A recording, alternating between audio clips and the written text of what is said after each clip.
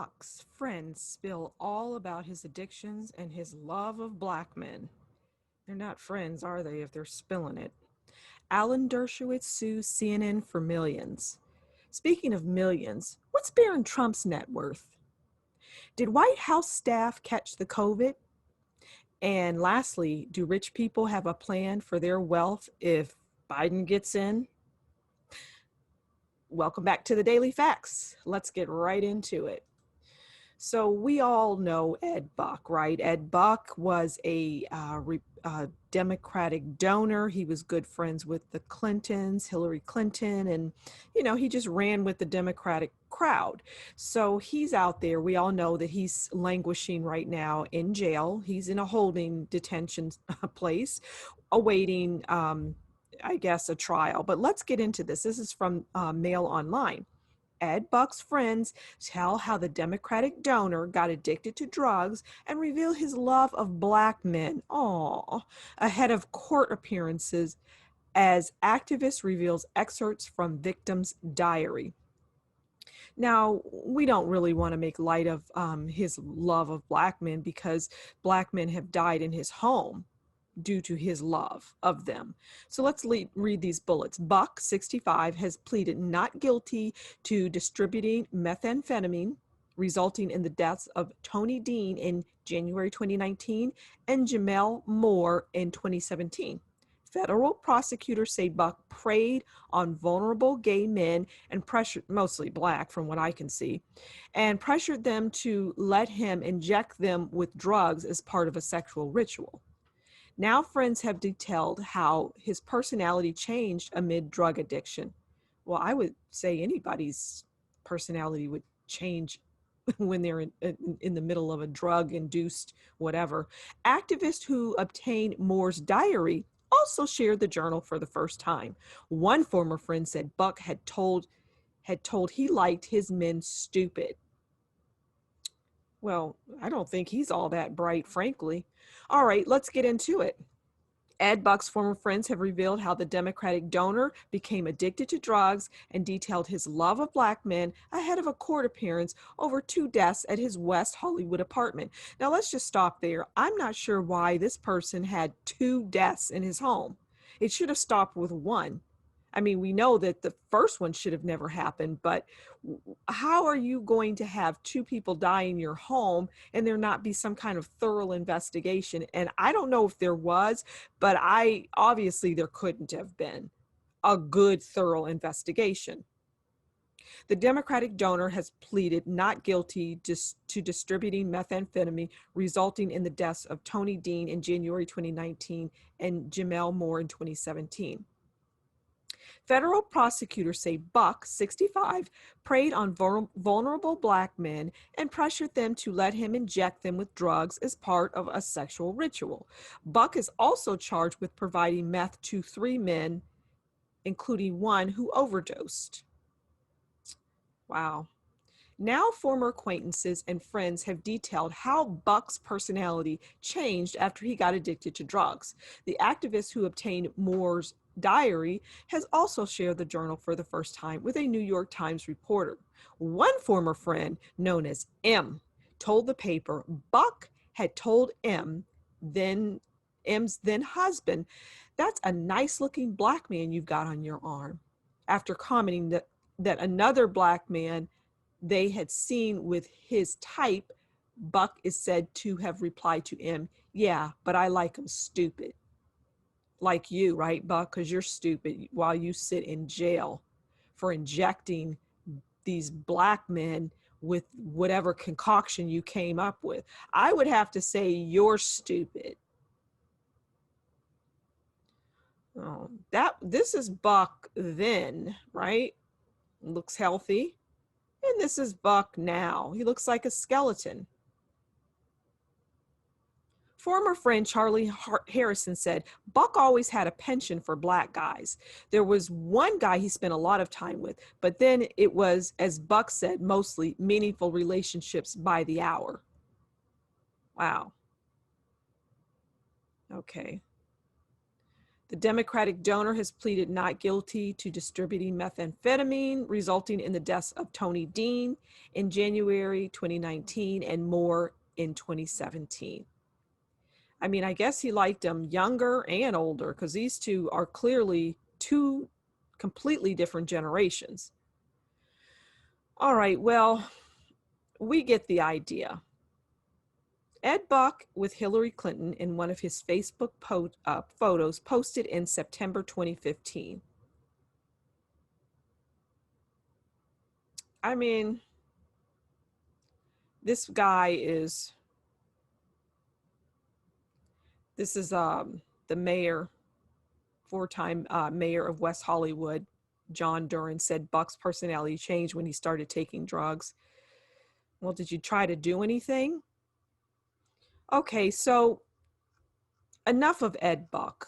He's a disgrace and a foul person, and he's right where he needs to be, sitting in jail. So we'll surely cover this when he goes to court and ultimately gets convicted, because I in my humble opinion, he will. Okay, let's talk about Alan Dershowitz. So this is from Law and Crime, Dan Abrams' website. Alan Dershowitz files $300 million lawsuit against CNN for portraying him as an intellectual who had lost his mind. And look at the picture they chose. Nobody stands there with their mouth open like that. So why would they choose that photo? I mean, it tells you something right there, right? I mean, we all know that Alan Dershowitz, you know, people may not like him. He was part of the O.J. Simpson team. He obviously supported President Trump during his impeachment trial, which is what we're getting into here. And he had interactions with Jeffrey Epstein, right? I do believe he flew on the Jeffrey Epstein's plane and so on and so forth. So Alan Dershowitz is not a favorite among many people, but he is still innocent until proven guilty.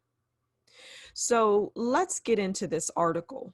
Harvard law professor Alan Dershowitz on Tuesday filed a lawsuit against CNN, claiming the cable news network, together with their hosts and panelists, intentionally created a false narrative about what the famed criminal defense attorney argued while defending the president during impeachment proceedings earlier this year. Dershowitz's allegations stemmed from news coverage of his argument about the kind of quid pro quo a sitting president may engage in while in office. All right, let's pause here and listen to the video of him talking about those various quid pro quos, and we'll come back. The only thing that would make a quid pro quo unlawful is if the quo were in some way illegal. Now, we talked about motive. There are three possible motives that a political figure can have. One, a motive in the public interest, and the Israel argument would be in the public interest. The second is in his own political interest, and the third, which hasn't been mentioned, would be in his own financial interest, his own pure financial interest, just putting money in the bank. I want to focus on the second one for just one moment. Every public official that I know believes that his election is in the public interest.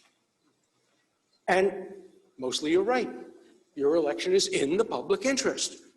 And if a president does something which he believes will help him get elected in the public interest, that cannot be the kind of quid pro quo that results in impeachment.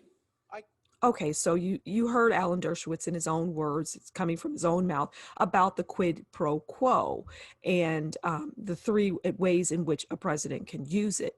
I also want to quickly let you listen to Ambassador Sondland, because he was an important witness, I guess you could say, during the impeachment hearings. So he talked about the quid pro quo as well, because that was huge at that time, right? Well, he's got this quid pro quo. It's like, you give me something President Zelensky and I'll give you something kind of thing. So let's listen to Ambassador Sondland. I know that members of this committee frequently frame these complicated issues in the form of a simple question. Was there a quid pro quo? As I testified previously, with regard to the requested White House call and the White House meeting, the answer is yes.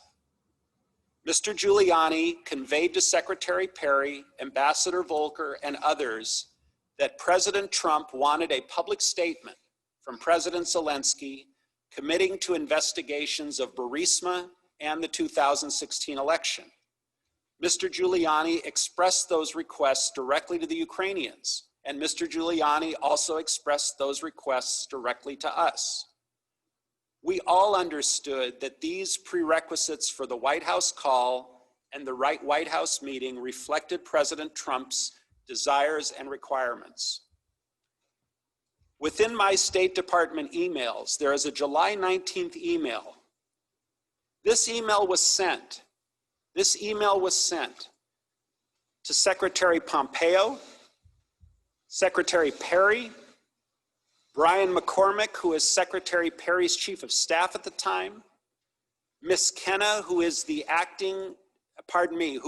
executive secretariat for Secretary Pompeo, Chief of Staff Mulvaney, and Mr. Mulvaney's senior advisor, Rob Blair. A lot of senior officials. Here is my exact quote from that email. I talked to Zelensky just now. He is prepared to receive POTUS's call. We'll assure him that he intends to run a fully transparent investigation and will turn over every stone. He would greatly appreciate a call prior to Sunday so that he can put out some media about a friendly and productive call, no details, prior to Ukraine election on Sunday. Chief of Staff Mulvaney responded, I asked the NSC to set it up for tomorrow. Everyone was in the loop. It was no secret. Everyone was informed via email on July 19th, days before the presidential call. As I communicated to the team, I told President Zelensky in advance that assurances to run a fully transparent investigation and turn over every stone were necessary in his call with President Trump. Okay, so there you have it. We've heard from Alan Dershowitz and Ambassador Sondland. So let's keep going with the article. While his theory was widely panned by attorneys and legal experts across the media, Dershowitz claimed that CNN intentionally omitted portions of his argument to make it appear as though he was arguing the exact opposite of what he said.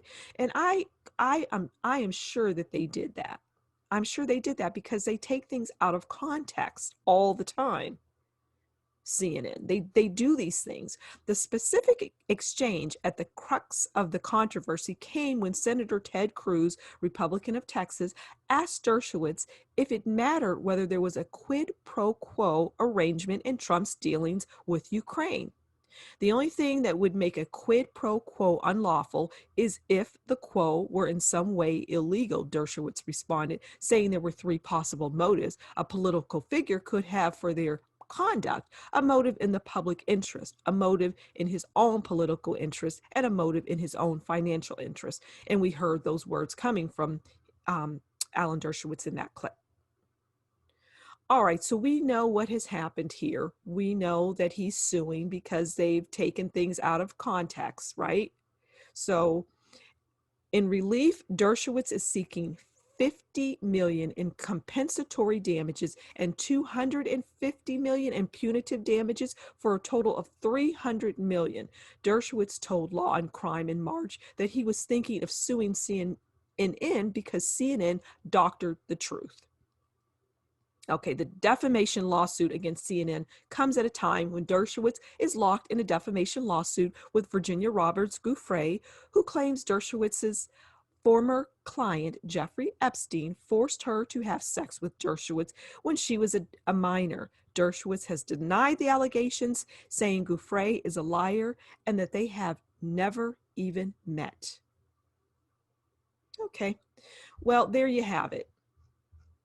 We shall see, we shall see. I'll keep us posted on this on the Daily Facts. All right, speaking of millions, Barron Trump's net worth. Is Donald Trump's youngest son as rich as his siblings? Barron is 14. So how could he, I mean, that would be like child labor laws, right? That have been broken if Barron is working. Barron's father is a billionaire. His mother is a millionaire. I mean, Barron isn't doing anything to earn any income, I don't believe. I mean, his mother and father's that's his net worth. All right, let's get into it.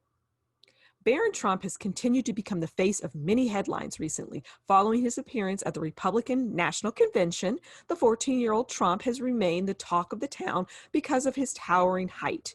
And it's true. I mean, he has to be at least 6'5", and he's 14. Among all the members of the first family, Barron appears to be the tallest, even surpassing his parents Donald and Melania Trump. But aside from his height, many people have seemingly wondered how rich he is at his young age. It is not surprising why many individuals have taken an interest over his worth. Reports noted that his family is one of the richest clans in the elite circles. Okay. Barron Trump has millions, according to Celeb Net Worth. Well, I don't know about what is celeb net worth. I don't know. While this may be true, considering the eye-watering net worths of Donald and Melania Trump, several individuals have argued that this may not be the case at all. Now, Donald Trump is worth $2.5 billion, I do believe. In discussing Barron's net worth, several Nietzscheans then moved on to tackling the other Trump siblings' respective assets and liabilities. Among all Donald Trump's kids, it has appeared that Ivanka Trump is the richest among them. So Ivanka has a net worth of $375 million. Now, she has a clothing line and this, that, and the other. I mean, you know, her husband is wealthy as well. So that's probably, like it says here, a combined net worth, right? Donald Jr. and Eric Trump, they both have a total worth of $25 million. But again, daddy's rich. Daddy's a billionaire, therefore they're billionaires. Meanwhile, Barron Trump's other half-sister, Tiffany Trump, has much less than her adult siblings. She has $5 million. Okay. Ivana Trump, the first wife of Donald Trump and the mother of Ivanka, Don Jr. and Eric, reportedly has a net worth of $100 million. Marla Maples, his second wife, I believe, has a net worth of $5 million. I mean, it's still good, right? So there you have it. This article doesn't tell us at all what Barron Trump's net worth is, but I'm going to tell you it's $2.5 million, and I believe his mother's in here. Let's see. So Melania Trump is worth $50 million. All right. Well, then Barron Trump is worth 50. His net worth is 50 million plus his father's 2.5 billion. There you go. Okay. Let's move off of money and on to COVID-19 and White House staff members. So White House staff members reportedly test positive for COVID-19 less than 24 hours after President Donald Trump visited Philadelphia. Okay, so in that headline, are they trying to correlate the staffers that President Trump has transferred COVID-19 to them, or that when they traveled with him, they picked it up? I don't know. Let's get into this. Who knows with these publications? This is coming from CBS 3 in Philly. So White House staff members have reportedly tested positive for COVID-19 less than 24 hours after President Donald Trump visited Philadelphia. Globo News reporter Raquel says, I'm not even going to try to pronounce her last name, Crayenbull. Okay, I tried. Says she was informed of the positive COVID-19 cases Wednesday, but Chief of Staff Mark Meadows says he is not releasing any further information. I don't comment on any health-related issues as it relates to the White House ever, Meadows told reporters. And frankly, there's HIPAA laws. You can't be out there talking about people's health conditions. You just can't. So Josh Wingrove, White House reporter for Bloomberg News, reports that the White House is declining comment. When asked about the report, White House press secretary Kayleigh McEnany says, "I'm not here to get people's personal identities, and that close contacts with a person who has since tested positive would be notified," according to Bloomberg. Let's listen to what Kayleigh had to say. I don't share people's personal medical information. But we've heard in the past when that has been the case. Why the change? I've seen the reporting out there, but again, I'm not here to give people's personal identities. In the past, when I've discussed a case, unfortunately, that individual's name was leaked to the media. Okay. All right, so there you have it, straight from Kayleigh's mouth, and she's right. President Trump was in Philadelphia Tuesday for a town hall at the National Constitution Center with undecided voters. It was part of the 2020 campaign and the battle for Pennsylvania. Election Day is just 49 days away. Mayor Jim Kenney was asked earlier today in a virtual briefing about the presidential visit. It's certainly not something we were looking forward to doing, considering all that we've been through in the last number of months, but presidents come to cities based on lots of reasons, Kenney said.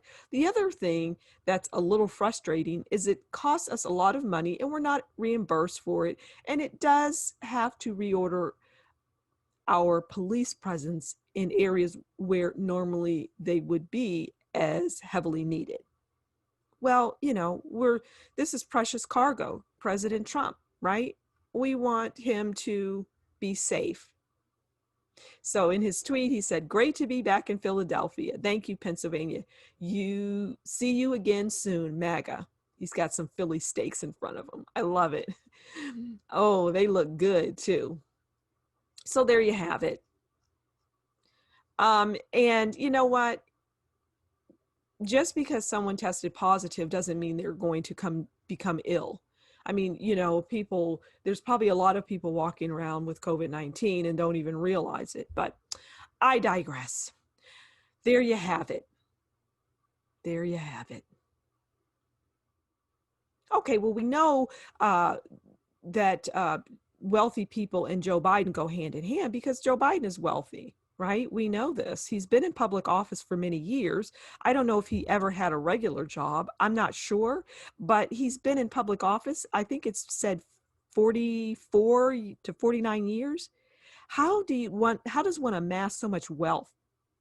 Well, anyway, we're here to talk about wealthy people and their fear of a Joe Biden presidency. So let's get into it. This is from Market Watch. You may never see it as good as it is now. Wealthy Americans prep their finances for a possible Joe Biden presidency. Here's how. And I say possible, no. Unlikely, no. It's not going to happen. President Trump will get a second term. Okay, so let's get into it. San Francisco accountant Scott Hope had a client who was planning to stretch the sale of founder shares in a tech sector company over a 3-year period. Instead, the client compressed the installment sale into one-shot transaction this month. What accelerated the deal? The 2020 presidential race. Assuming all else was equal, that was the driver of the choice, said Hope, principal of the accounting firm Y Blue. Right now, Hop's client, worth about $10 million and $20 million, between $10 million and $20 million, will be taxed on capital gains at a rate of 23.8%. I mean, 10 million and 20 million, that's a huge jump from 10 to 20. How much is he worth?